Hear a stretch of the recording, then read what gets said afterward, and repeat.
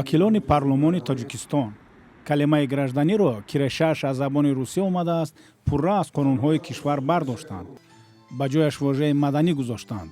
имрӯз агар мо забони тоҷикиро забони давлатӣ эълон кардаем ва онро мо мехоҳем ки дар бахшҳои гуногуни ҳаёти ҷамъиятӣ ва махсусан дар ҳаёти илмӣ истифода кунем, мо бояд барои ин забон истилоҳоти илмӣ аз калимаҳои нови тоҷикӣ интихоб кунем. дар маҷлиси намояндагон нагуфтанд ки чаро интихоб маҳз сари гражданӣ сурат гирифт, дар ҳоле ки ба қавли баъзе аз забоншиносон калима ва истилоҳоти дигари бегона ҳанӯз дар қонунҳои ҷумҳурӣ зиёданд. конститутсияро бояд гуфт қонуни асосӣ, ба ҷои президент бояд гуфт кишвардор ё раисҷумҳур, ба ҷои маҷлис ё парлумон бояд гуфт анҷуман ва ҳеҷ гуна забони байнулмилалӣ ҳам дар кор нест. забони мо худ як забони байнулмилалӣ ҳаст, барои баёни мафҳумҳои кишвардорӣ ба андозаи кофӣ истилоҳ дорад. умед ҷаҳонӣ бовар дорад ки дар баробари истилоҳоти қонунгузорӣ бояд тамоми рутбаҳои низомӣ тоҷикӣ шаванд. мо баробарҳои хубе барои инҳо пешниҳод карда будем.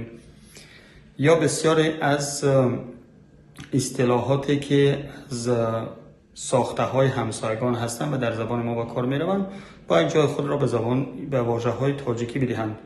масалан машваратчӣ ва ёрдамчӣ вожаҳои тоҷикӣ нестанд, инҳо вожаҳои узбакӣ сохт ҳастанд.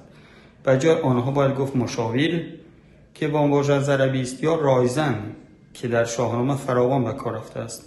ба ҷои ёрдамчӣ ҳатман бояд гуфт ёвар. масъулони вазорати дифои Тоҷикистон соли 2018 гуфтанд ки рутбаҳои ҳарбӣ истилоҳҳои байналмилалӣ ҳастанд ва набояд генерали артиш, артишсолор ва ё полковник сарҳанг шавад.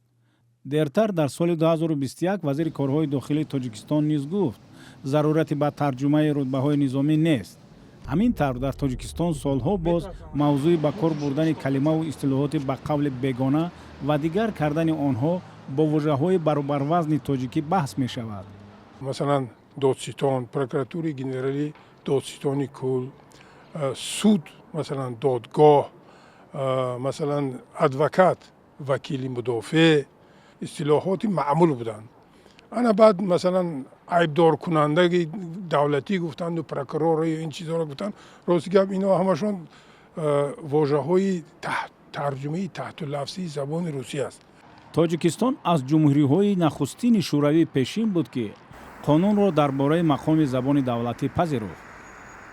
то кунун ҳукумат номи бисёре аз шаҳру ноҳияҳо ва маҳаллаҳоро ки мероси замони шӯравӣ буд тағйир дод, вале барои нигоҳ доштани калимаҳои бегона бахусус русӣ дар номи баъзе аз иdoраву вазоратҳо ва ҳуҷҷату қонунгузорӣ танқид мешавад.